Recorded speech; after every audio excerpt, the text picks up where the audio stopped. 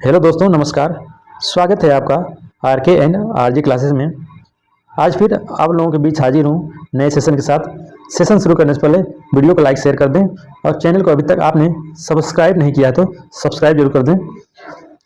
शुरू करते हैं आज का सेशन। निम्नलिखित में से कौन सा युद्ध जिसने भारत में ब्रिटिश प्रभुत्व को प्रारंभ किया? ए. प्लासी का युद्ध, बी. बक्सर की लड़ाई, सी. 1857 का स्वतंत्रता संग्राम, डी. मैसूर की तीसरी लड़ाई। इस प्रश्न का सही उत्तर होगा ए. प्लासी का युद्ध।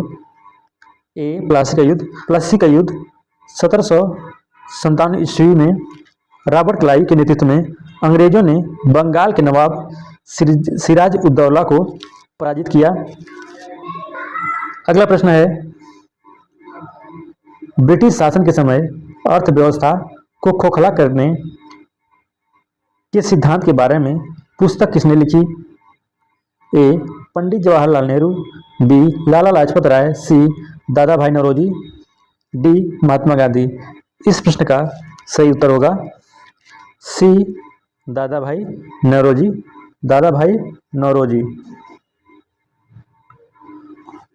अगला प्रश्न है, निम्नलिखित में से 1857 के बरेली विद्रोह का नेता कौन था? ए. कुंवर सिंह, बी. खान बहादुर खां, सी. मौलवी अहमद शाह, या डी. उपयुक्त सभी। इस प्रश्न का सही उत्तर होगा बी. बहादुर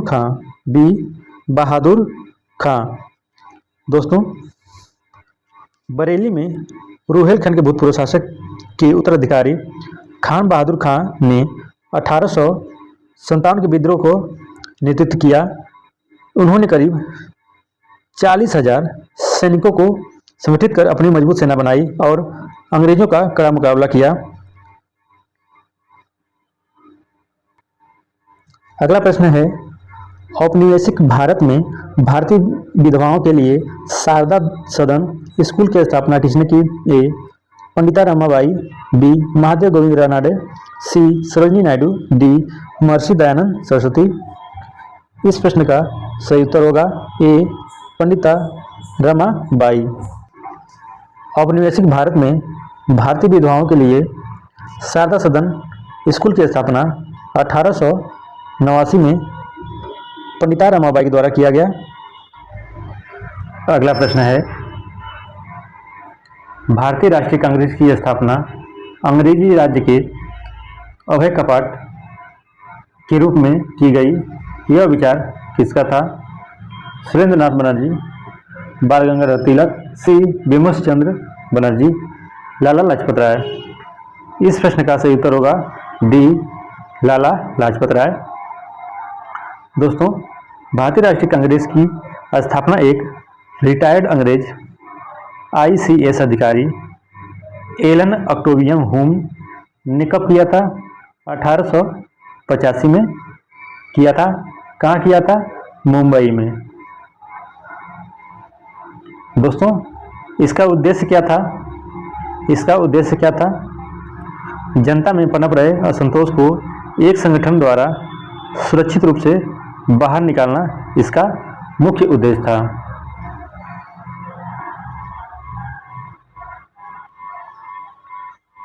अगला प्रश्न है, कलकत्ता में स्वदेशी आंदोलन की घोषणा और बहिष्कार प्रस्ताव पारित हुआ है।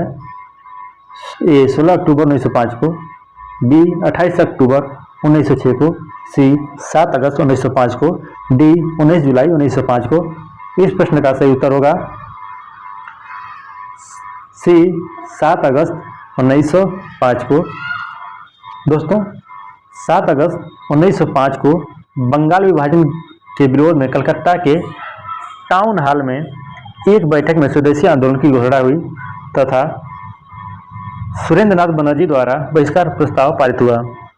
साथ ही साथ 19 जुलाई 1905 में बंगाल विभाजन के निर्णय की घोषणा हुई।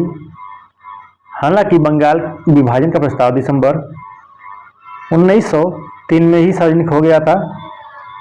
16 अक्टूबर 1905 को बंगाल विभाजन लागू हुआ। उस दिन बंगाल में शोक दिवस मनाया जाता है। लोग उस दिन खाना नहीं बनाया, उपवास रखा एवं वंदे मातरम गीत गाया। अगला प्रश्न, भारतीय राष्ट्रीय कांग्रेस द्वारा पहली बार दादा भाई नौरोजी की अध्यक्षता में स्वराज्य की मांग की गई, कब की गई?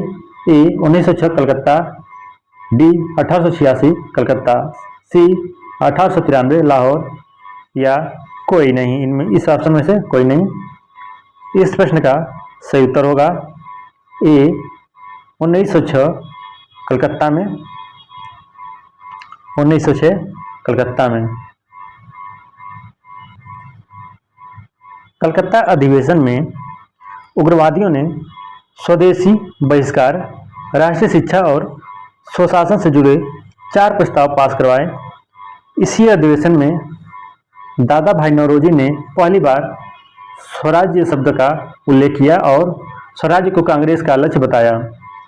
और इस अधिवेशन में दादा भाई नौरोजी का अध्यक्षीय भाषण मोहम्मद अली जिन्ना ने पढ़ा और बहिष्कार आंदोलन के अंतर्गत न केवल विदेशी वस्तुओं का बहिष्कार किया गया, बल्कि स्कूलों, अदालतों, उपाधियों, सरकारी नौकरियां आदि का भी बहिष्कार हुआ। अगला प्रश्न, रविंद्रनाथ टैगोर ने अपनी सर की उपाधि किस घटना के विरोध में लौटा दी?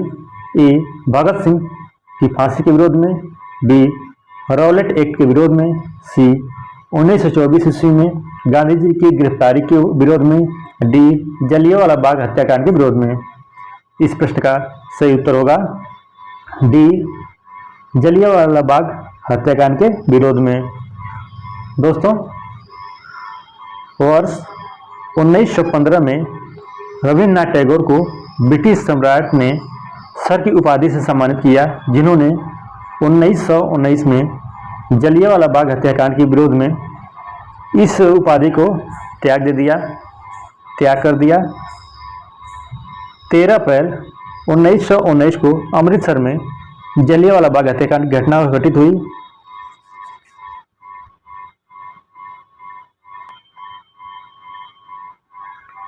अगला प्रश्न, पंडित जवाहरलाल नेहरू और गोविंद वल्लभ पंत ने साइमन कमीशन के विरुद्ध प्रदर्शन का नेतृत्व किया था। ए इलाहाबाद में, बी लखनऊ में, सी कानपुर में, डी मुंबई में। इस प्रश्न का सही उत्तर होगा डी लखनऊ में, बी लखनऊ में। 3 फरवरी 1928 को आयोग मुंबई पहुंचा तो उस काले झंडे दिखाए गए, साइमन गो बैक के नारे लगाए गए, वह मुंबई में हड़ताल रखी गई।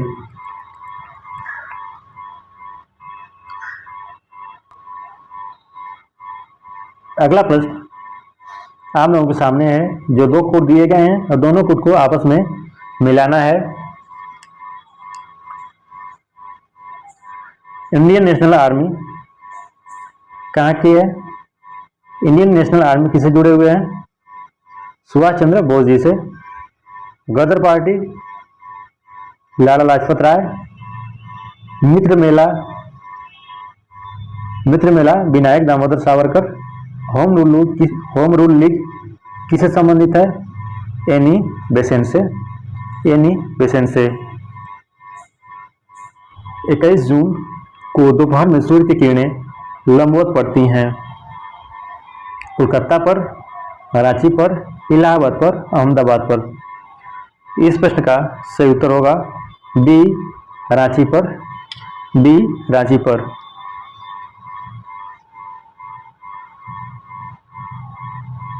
अगला प्रश्न, संयुक्त राज्य अमेरिका की बृहत झीलों को पूर्व से पश्चिम दिशा की ओर क्रम में सजाइए। दोस्तों, इसका आप उत्तर बताएं कमेंट बॉक्स में। 10 सेकंड का समय है आपके पास।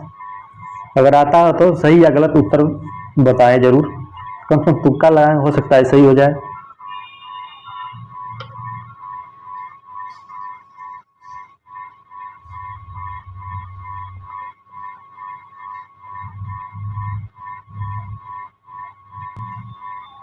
दोस्तों, संयुक्त राज्य अमेरिका के बीच 5 झीलें हैं। संयुक्त राज्य अमेरिका और कनाडा के बीच 5 झीलों का समूह है, जिसे महान झील का दर्जा दिया जाता है? इसमें क्वेश्चन नंबर 12 में सही उत्तर होगा बी,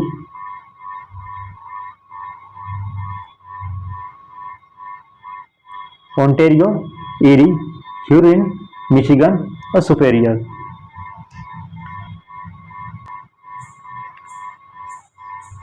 अगला प्रश्न है, निम्नलिखित में से कौन सा युग्म असंगत है?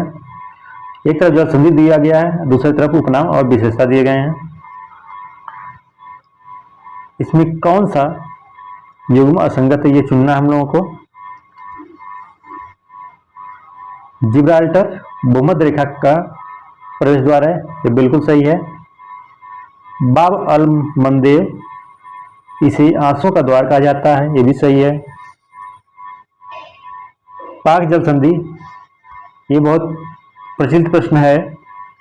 पाक जल संधि भारत और श्रीलंका को अलग करती है, ये भी सही है।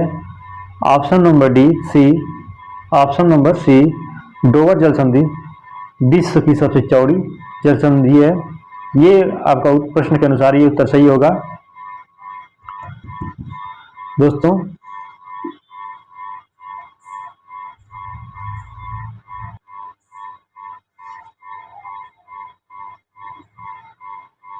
जो यह डोवर जल संधि है, यह जल संधि यूके को और फ्रांस को, दोनों देशों को अलग करती है। अगला प्रश्न है, पूर्वी घाट की सर्वोच्च चोटी झिंदागड़ा किस राज्य में स्थित है? ए, विशाखापट्टनम आंध्र प्रदेश, बी, राउरकेला उड़ीसा, सी, चेन्नई तमिलनाडु, डी, मयूरभंज उड़ीसा। इस प्रश्न का सही उत्तर होगा ए, विशाखापट्टनम आंध्र प्रदेश, विशाखापट्टनम आंध्र प्रदेश। झिंदागड़ा की ऊंचाई कितना ही है? 1690 मीटर। अगला प्रश्न है, निम्नलिखित में से कौन सा कथन असत्य है? ए, भारत की सबसे लंबी स्थलीय सीमा बांग्लादेश के साथ है। बी, बांग्लादेश की सीमा मेघालय और असम से लगती है। सी, नेपाल की सीमा असम और सिक्किम से लगती है। डी, भूटान की सीमा असम और पश्चिम बंगाल से लगती है। इस प्रश्न का सही उत्तर होगा सी, नेपाल की सीमा असम और सिक्किम से नहीं लगती है। ए और बी बिल्कुल करेक्ट है और ऑप्शन नंबर सी गलत है।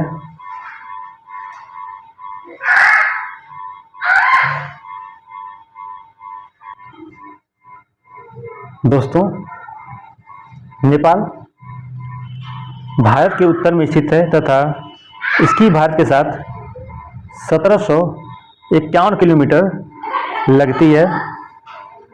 जो नेपाल से जो राज्य लगती हैं वो 5 राज्य हैं। पहला उत्तराखंड, दूसरा उत्तर प्रदेश, तीसरा बिहार, चौथा पश्चिम बंगाल और 5वां है सिक्किम। अगला प्रश्न, कौन सा कार्य मुद्रा के द्वारा किया जाता है? ए, मूल्य का मापक, बी, विनिमय का माध्यम, सी, मूल्य का संचय, डी, उपर्युक्त सभी। दोस्तों, यहाँ पर ऑप्शन नंबर डी बिल्कुल सही है। ऑप्शन नंबर डी बिल्कुल सही है। तीनों कार्य मुद्रा से किए जाते हैं। अगला प्रश्न, बैंक बोर्ड ब्यूरो की स्थापना कब की गई? ए, 1 अप्रैल 2017, बी, 1 अप्रैल 2016, सी, 1 अप्रैल 2018, डी, 1 अप्रैल 2020। इस प्रश्न का सही उत्तर होगा बी, 1 अप्रैल 2016। बैंक बोर्ड ब्यूरो की स्थापना 1 अप्रैल 2016 को की गई।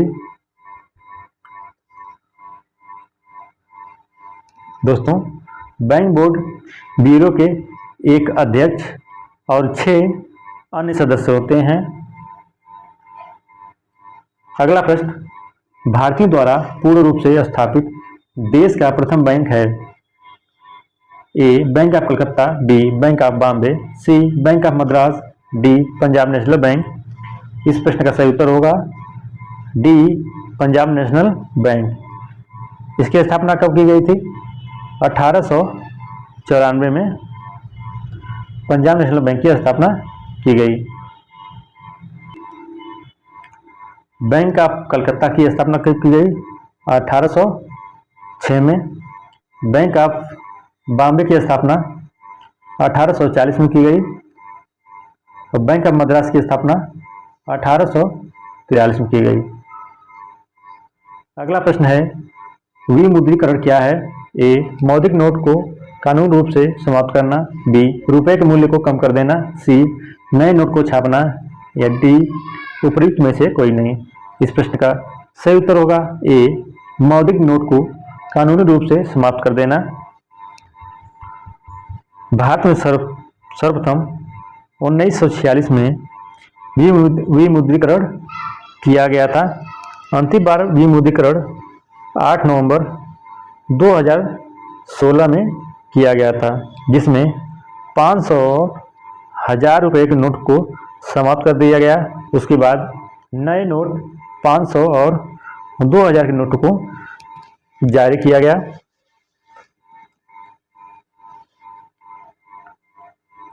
अगला प्रश्न, भारत सरकार ने देश के 14 बैंकों का राष्ट्रीयकरण कब किया? ए अगस्त 1977, बी जुलाई 1969, सी मार्च 1970, डी जुलाई 1989। इस प्रश्न का सही उत्तर होगा बी जुलाई 1969। सरकार ने वर्ष 1996 में पंचायत अनुसूचित क्षेत्र विस्तार अधिनियम किया। निम्नलिखित में से कौन उसके उद्देश्य के रूप में चिन्हित नहीं है? ऑप्शन ए स्वशासन प्रदान करना, बी पारंपरिक अधिकारों को मान्यता देना, सी जनजातीय क्षेत्रों में स्वायत्त क्षेत्र सृजित करना या डी जनजातीय लोगों को शोषण से मुक्त करना। इस प्रश्न का सही उत्तर होगा ऑप्शन नंबर सी जनजातीय क्षेत्रों में स्वायत्त क्षेत्र सृजित करना। अगला प्रश्न, यदि पंचायत भंग होती है तो किस अवधि के अंदर निर्वाचन करना अनिवार्य होगा? ए 1 माह, बी 3 माह, सी 6 माह, डी 1 वर्ष। इस प्रश्न का सही उत्तर होगा सी 6 माह। सी 6 माह। दोस्तों, यदि पंचायत भंग हो जाती है तो 6 माह की अवधि के अंदर निर्वाचन करना अनिवार्य है। यह भारतीय संविधान के 73वें संविधान संशोधन अधिनियम 1992 द्वारा संविधान के भाग 9 में 9 से जोड़ा गया। निम्नलिखित में से वह कौन सी धातु है जिसको चाकू से भी काटा जा सकता है? A nickel, B sodium, C potassium, D B और सी। इस प्रश्न का सही उत्तर होगा ऑप्शन नंबर डी, यानी कि बी सोडियम और पोटेशियम दोनों धातुओं को चाकू से आसानी से काटा जा सकता है। अगला प्रश्न है, लिटमस विलेन जब ना तो अम्लीय होता है ना क्षारीय, तब वह किस रंग का होता है? ए बैगनी, बी पीला, सी लाल, डी नीला। इस प्रश्न का सही उत्तर होगा ए बैगनी। बैगनी। लिटमस विलेन बैगनी रंग का रंजक होता है जो थैलोफाइटा समूह के लाइकेन पौधे से निकाला जाता है। अगला प्रश्न है, निम्नलिखित में से कौन सा कथन असत्य है? ए नेत्र व जीव ग्रंथियों में उपकलता उत्तक उपस्थित होते हैं, बी सबसे लंबी पेशी सार्टोरियस है, सी अनैच्छिक व हृदय पेशियाँ दोनों से कायिक तंत्रिका तंत्र के तंतु जुड़ते हैं, डी मानव शरीर में अनैच्छिक पेशियाँ आहार नाल एवं अतिरिक्त अंगों में पाई जाती है। इस प्रश्न का सही उत्तर होगा ऑप्शन नंबर सी, अनैच्छिक व हृदय पेशियाँ दोनों से कायिक तंत्रिका तंत्र के तंतु जुड़ते हैं। अगला प्रश्न है, इलेक्ट्रॉन ग्रहण करने वाले पदार्थ कहलाते हैं? ए ऑक्सीकरण, बी उत्प्रेरक, सी अपचायक या डी उपयुक्त में से कोई नहीं। इस प्रश्न का सही उत्तर होगा ए ऑक्सीकारक। ए ऑक्सीकारक। ऑक्सीकारक वे पदार्थ होते हैं जो इलेक्ट्रॉन ग्रहण करते हैं।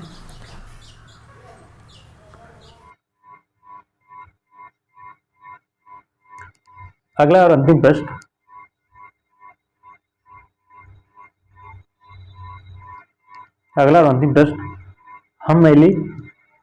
हम मैली अथवा धूल भरी सड़क पर फिसल जाते हैं, इसका कारण क्या है? ए गुरुत्वाकर्षण बल, बी घर्षण की अधिकता, सी अपेक्षित वेग या डी घर्षण की कमी। इस प्रश्न का सही उत्तर होगा डी घर्षण की कमी। डी घर्षण की कमी। घर्षण की कमी के कारण हम मैली अथवा धूल भरी सड़क पर फिसल जाते हैं। घर्षण की अनुपस्थिति में वाहनों के ब्रेक प्रभावकारी नहीं होते हैं। घर्षण की उपस्थिति के कारण ही हम ब्लैक बोर्ड या पेपर पर लिख सकते हैं, और यदि घर्षण न हो तो हम ये सारी क्रियाएं नहीं कर सकते, न लिख सकते और न ही ढंग से चल सकते। आज के सेशन समाप्त होता है दोस्तों। वीडियो को लाइक शेयर जरूर करें। वीडियो अच्छी लगे तो कमेंट बॉक्स में जरूर बताएं। धन्यवाद।